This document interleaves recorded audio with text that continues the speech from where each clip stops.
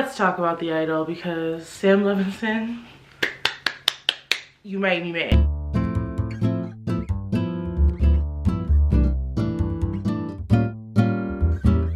Guys, hello and hi if you're new here. My name is Mo. Welcome back to my channel.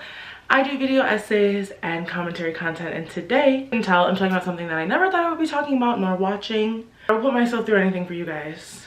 So, I watched The Idol and I had a lot to say, unsurprisingly. It took me on a journey. Before I get into it though, don't forget to subscribe down below and click that little bell so you'll be notified every time I upload and post. Importantly, the bell for me, I want you guys to be able to be notified when I post in the community tab so you guys will see any new videos or polls or any links that I have for you guys on my other socials, which you can go and follow me there as well. But I really love when you guys give me feedback and vote in the polls. So yeah, click that little bell, and I think that's it. Let's get into today's video. Just a little backstory before we actually get into the analysis. If you are living under a rock and you don't know what I'm talking about, The Idol is a fictional series adapted by Sam Levinson, Euphoria fame, for HBO Max. It was also done by, again, who plays the main character Tedros in the show itself. It was originally done by Amy Schmetz, I think I am saying her name right, who was a female director.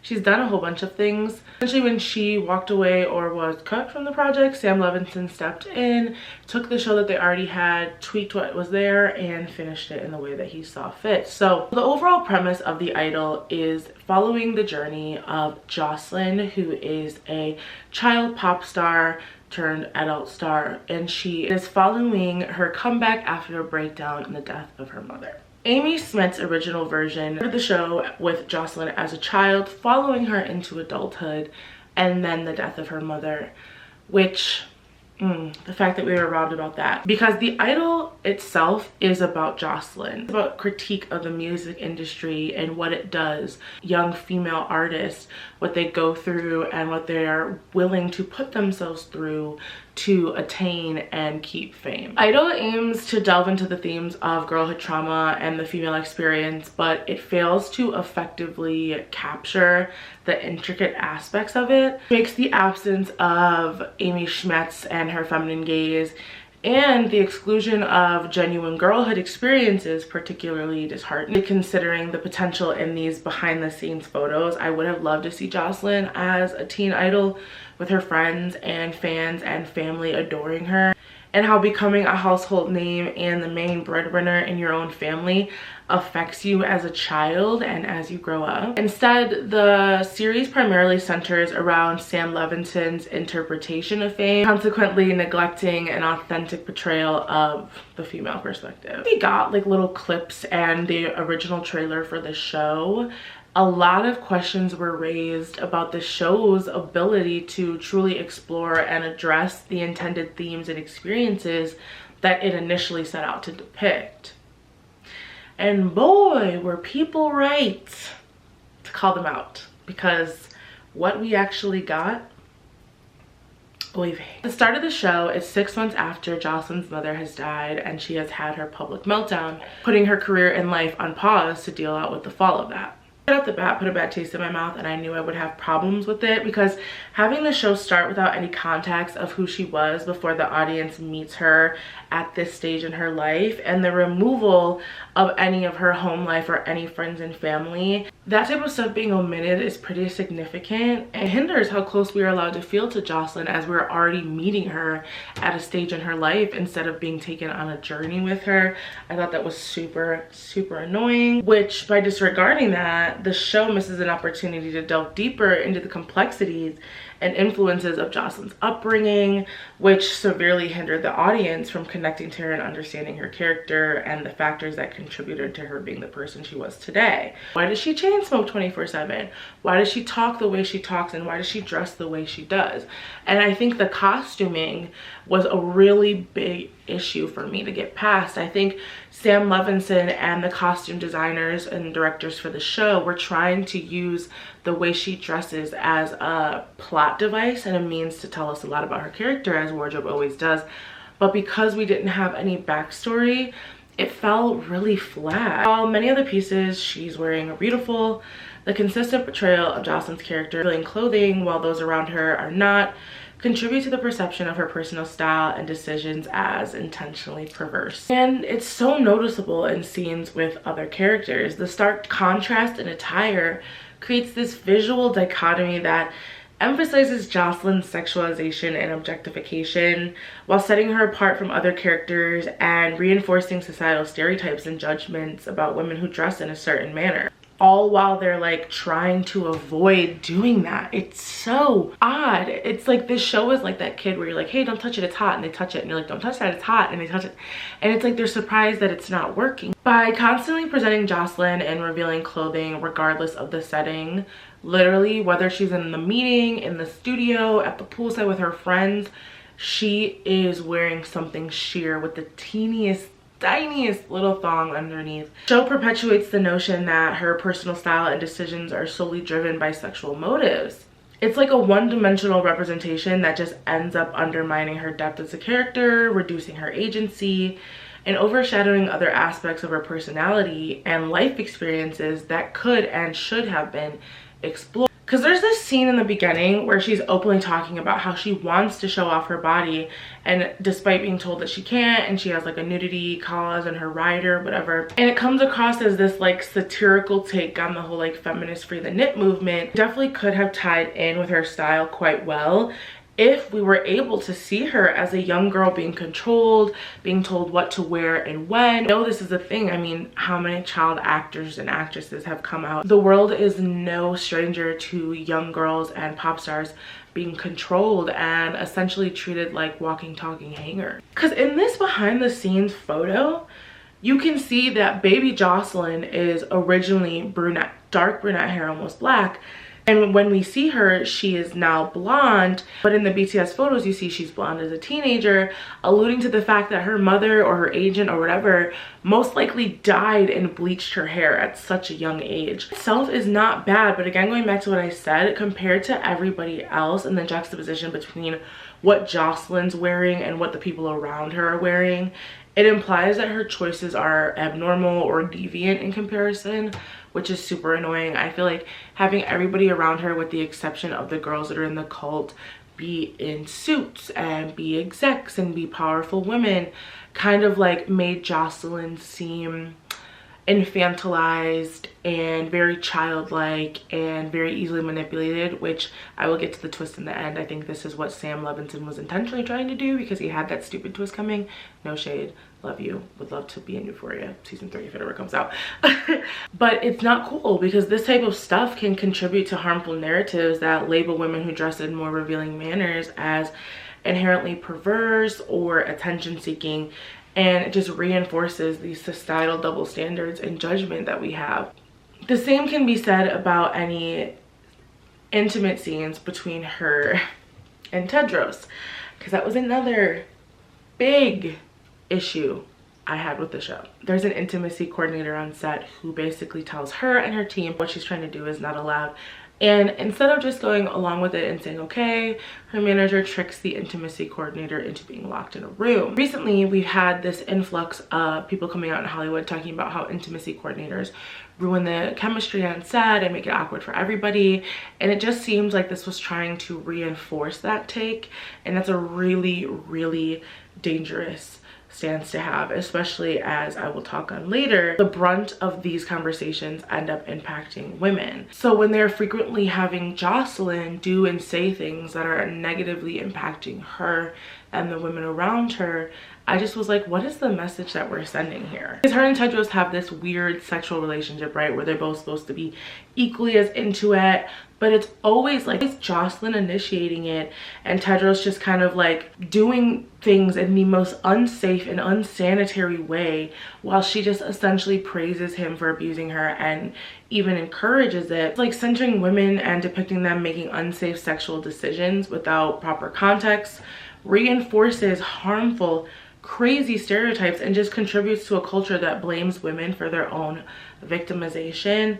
And by presenting Jocelyn's involvement in BDSM as her own idea, even when it's portrayed as unsafe and violent and perverse, I will get to the hairbrush scene, don't you worry. The show sends a message that Jocelyn and women like her bear responsibility for their own exploitation and just perpetuate this victim blaming mentality that is running rampant in society. A TV show, okay, which is fictional, which has the opportunity to script a life versus real people who do not have the pleasure of writing what's going to happen and then the outcome from those behaviors. Blame just disproportionately falls on the female characters in the show, which is exactly what happens with the hairbrush revelation at the end. Basically, about the hairbrush situation, if you're unsure about it, Jocelyn and her cult are having a meeting, and in the meeting she talks about how growing up, her mother would abuse her, and she would specifically beat her with a hairbrush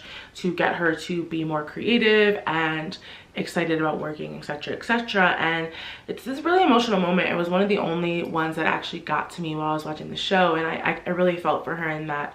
And she talks about the complicated feeling she feels where she doesn't miss the abuse and she doesn't miss her mother, but she misses the creativity and having something to drive her, and she feels this kind of like sick PTSD Stockholm syndrome thing with the hairbrush. And I'm thinking that this is going to lead up to some like amazing moment for her, some breakthrough. She's going to realize she's in a cult. From that amazing moment, we then go to Tedros saying, "Get me the brush," and he proceeds to beat her in front of everybody with the brush, and then she thanks him. I'm not gonna lie, this part was really disturbing and it really triggered me, and I just literally closed my computer and I was like, okay, I am done for today, because I felt like it fell really flat. Whatever it was trying to do or portray, it was just completely unnecessary, and I didn't like it at all, and I liked it even less where they took it. Because at the end of the show, we are given the big reveal. Come to find out, Tedros comes to visit her on opening night of her tour and notices that the hairbrush is brand new and says, "Your mother never beat you. This hairbrush is brand new." And Jocelyn just goes, "Yep, I made it all up and that's it." Pretty disturbing trauma to take your character and audience through, for it to be all for nothing, which is literally the main issue with the idol. It can't decide if it wants to be insanely serious and very into itself or a parody and critique on society. And it's sad because the satirical elements almost worked out, but I just feel like when satire falls flat and becomes too meta, it can lose its effectiveness, hinder depth and authenticity of the characters. It's a powerful tool to critique and expose society issues with humor and irony, and not to like shake the table so much. But with the idol, it just felt like it was too self-aware or on the nose, if that makes any sense, and it took itself way too seriously, and it tried to tackle very serious subjects. It just kind of felt like it brought a knife to like a gunfight. It didn't really know what the hell was going on. Oh, lighting change. It's about to storm here, you guys. Sorry if it just got dark. To say that she didn't grow up learning to manipulate and lie to survive and get what she wanted from men in the industry. It could have been something that was easily explored and portrayed, but again, it's Sam Levinson.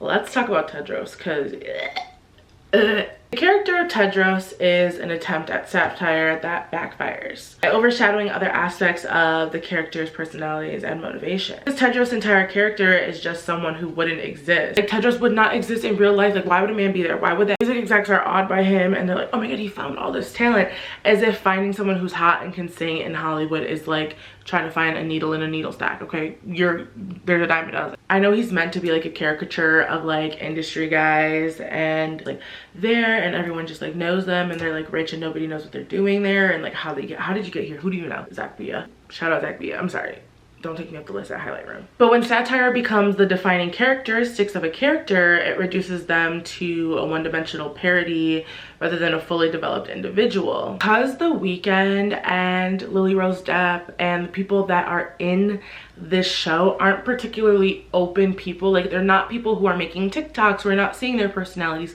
we're not getting a good grasp on who they are as a person, we're just kind of getting the art that they produced about whatever emotional state they were in at the time that they made it. We don't know them. I don't know what Abel's real personality is like, so watching him as Tedros, I was like, oh, so this is you, like you're just being yourself. Same thing with Lily Rose. I haven't seen her in enough to know that Jocelyn isn't just an extension of who she is. Like, she's just playing herself. Same can be said for all the side characters. Listen, Black Blink for life. Jenny is my bias. I love her. but she was just playing a hypersexualized version of an idol. Like, she's literally an idol, and that's why she was chosen to be at the show. She's just dancing, she's singing, she's being offered this amazing contract, and I really feel like she did definitely stand out. Her acting in this scene where they're telling her that she's gonna get everything that she wanted. The mixture of overwhelming joy and fear and trepidation and hesitation and all of that, it was great to see, especially knowing that was her reality debuting as an idol, and then Blackpink subsequent like blowing up and basically becoming the biggest Korean girl group worldwide. Jennie, like, she can do no wrong in my eyes, but that's just me.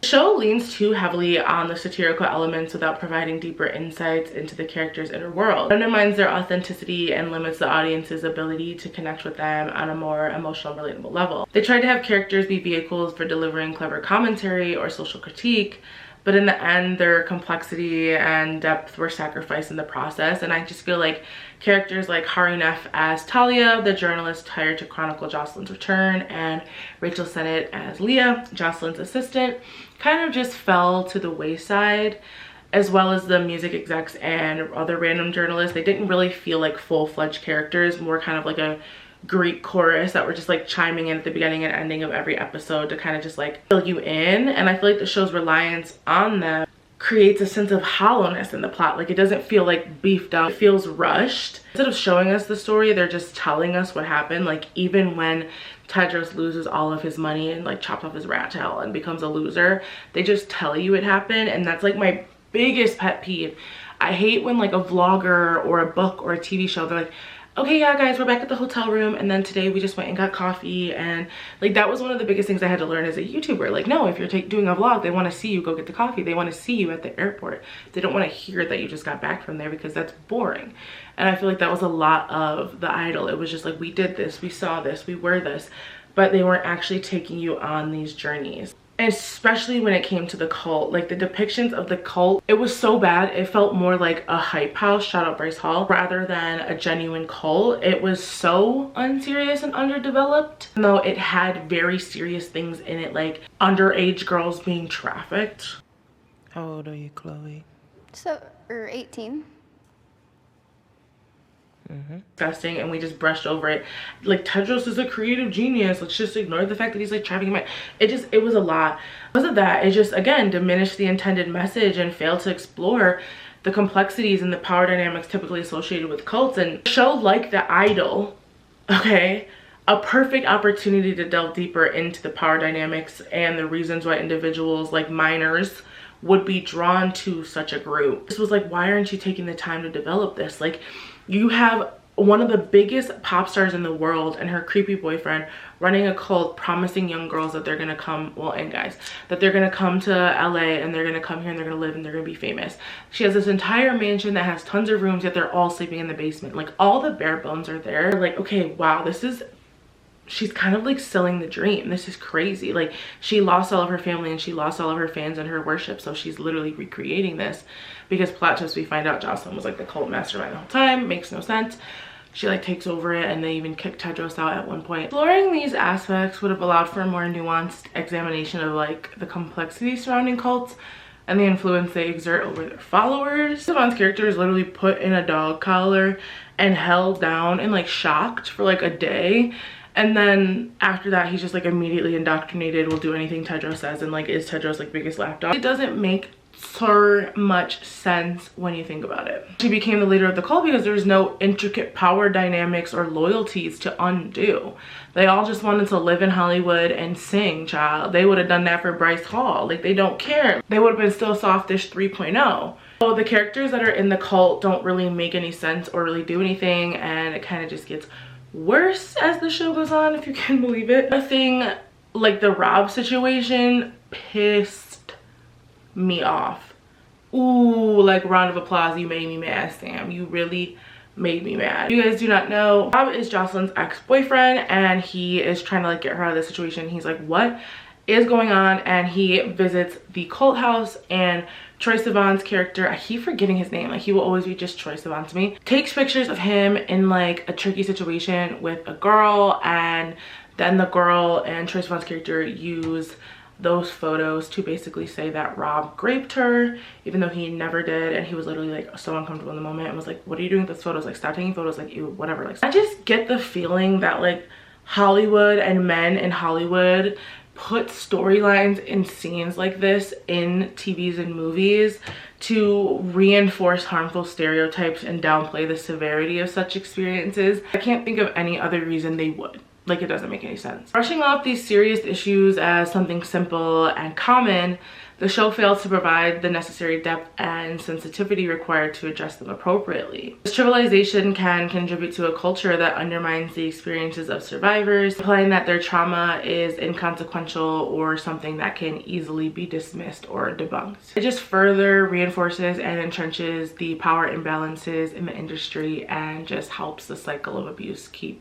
rolling down the hill. Well, I was not surprised that these topics were handled with miscare and that the characters were basically cooked in an easy bake oven, because if you've watched my Euphoria video, I've had similar issues with Sam Levinson's characters and storytelling in the past. Final thoughts, I just feel like overall The Idol is like Sam Levinson's personal commentary on the type of women he based Jocelyn on and the type of lifestyle they live and why they make the decisions they make, versus an accurate representation of these people's real lives and real experiences told through his lens. It's kind of a mix of like a hit dog will holler, that Spider-Man meme where they're all like pointing at each other, and an Andrew Tate podcast, blended into some like disjointed and confusing show that will likely be forgot about in the years to come. Yeah, those are my thoughts on The Idol. I kind of went in a little bit. Sam Levinson, if you see this, I'm sorry. If you see this, I'm sorry.